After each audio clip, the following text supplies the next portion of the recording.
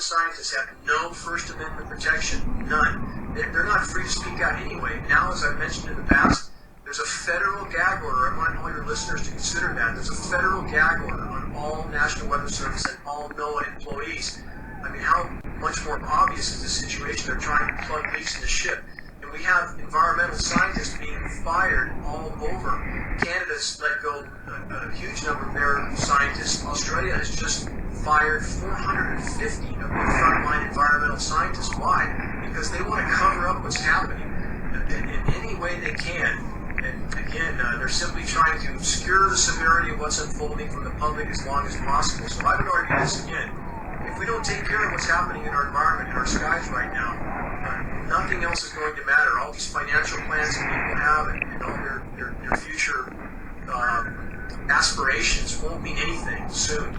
The warming has been continuous with the exception of what's been hidden temporarily, toxically, by climate engineering. And the negative effects from climate engineering now far outweigh any perceived benefits from these programs. It's simply a way to mask the severity of what's unfolding until the last possible moment. So what happened when the planet started to warm again? Because there was the buildup of greenhouse gases continuing to occur, the geoengineers doubled down. And the warmer it gets, the more they double down. And this is simply like trying to put out a fire with buckets of gas, George. So it's the same approach in the medical industry, right? Don't we see that? We see it all the time. Same approach. Just take more pharmaceuticals.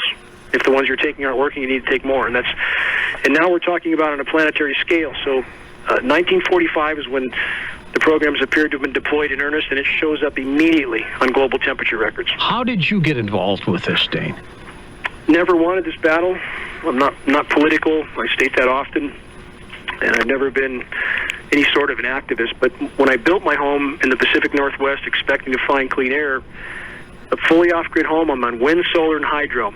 And when I began to lose massive amounts of my solar power uptake, that's my background with backup power, from whatever these aircraft were emitting with not a natural cloud in the sky, that is not condensation. It's impossible. And when I began to research and found the mountains of data on climate engineering, geoengineering, began to test my rain, my precipitation, finding the same elements in the rain that were listed in the patents, climbing steadily with every precipitation event. The more they sprayed, the more visible, the more power I lost, the more aluminum that showed up in my rain. And I couldn't look the other way once I knew. Would you say most big cities in the United States are the victims of being sprayed? As in being focused on, if you will? No, I wouldn't say that. Now, so just targeted key areas, or what? Although with this caveat, because some of the temperature readings are taken from those larger urban areas, there may be some focus to try to lower those temperatures for afternoon highs, if you will, in order to try to mask some of the severity of the warming that's occurring. And in regard to the warming, we've just passed, I believe, the 380th consecutive month of above normal global temperatures. I know everybody's divided on this issue because we all know that there's people making money off climate change. Right? Oh, yeah. We know that, right? Absolutely. So what I would ask people to consider is people make money off of wars, right, George? Both sides. Just a little bit. They make money, the same people make money off both sides of the conflict. But does that mean the wars didn't happen? Does that mean people didn't die? No. The wars happened and people died, and the same is true here. Yes, we have disaster capitalists making money off of what's happening with the climate. But that doesn't mean the damage is not real. That doesn't mean the danger is not real. So Monsanto can make all the aluminum-resistant seeds they want, all the UV-resistant seeds they want, all the drought-resistant seeds they want. When the ship goes down, it won't matter, will it? Has anybody filed suit against any organization or entity claiming that they got sick because of this? There are a number of claims. The legal team that works directly with geoengineeringwatch.org has filed in Canada in March of 2016. We filed a 60-day notice of intent to file a lawsuit already in the U.S. Our legal team has, but we have not filed the actual complaint yet because we're still tightening it up, making sure it's completely bulletproof. But this is interesting, George. Within about 3 hours of our legal team filing a 60-day notice of pending lawsuit, I heard from the head of the National Academy of Sciences, Marcia McNutt, within 3 hours. They're certainly watching everything we're doing. They're obviously going to do everything they can to keep this issue from coming to light, because what would you do, George, or people that you know, if this comes to light and in a way that the masses truly wake up and they realize the experiment they've been exposed to, permanently damaging their health, their environment, their atmosphere, their planet, was done without their knowledge or consent? How do you think they're going to react? They're not going to be too happy about it, Dane. Pitchforks and torches. And some legalese, too. Yeah. We'll see what they do. I want to talk about HAARP for a moment, and then we'll start taking calls at the half here. And we're going to keep you next hour for some more phone calls. Is that okay? Good to go. HAARP. Of course, Nick Begich has been a genius when it comes to that. But what do you think is going on there in Alaska? Well, George, you remember about 2 years ago, there was a lot of publicity that they were going to close HAARP down, and that proved a quote-unquote conspiracy. Yep, and defund it. That's right. That's what they claimed. Did that happen? No. Nope. And at geoengineeringwatch.org, we held from day one to the conclusion that this was nothing but a red herring, nothing but a ploy. It's exactly what it was. Now HAARP has not only been continuously funded, but it's been retrofitted, upgraded with some improvements. They're not about to shut that down. And right now, with the severity of climate unraveling that we're seeing, and these headlines that we've seen in recent weeks and months will continue to escalate in severity.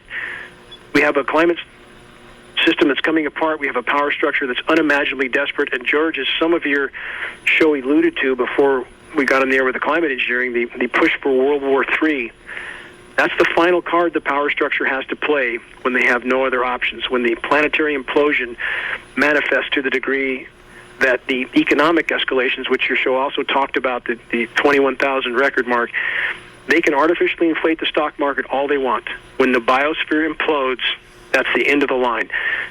Nature has historically provided 75% of all global GDP for free, no longer. You can't artificially inflate an economy without an environment that produces, and that environment is now collapsing on every front. So what's the final card they have left to play? Global conflict. And you think that's going to happen for sure? I think that they will do everything they can to make it happen. If it doesn't happen, it's because enough people wake up, enough of our brothers and sisters in the military understand that this is a road, the road we're on, mathematically leads to certain near-term global omnicide. It's a mathematical fact. We're in the sixth great mass extinction now. We're losing 200 to 300 species of plant, animal, and insect a day to extinction.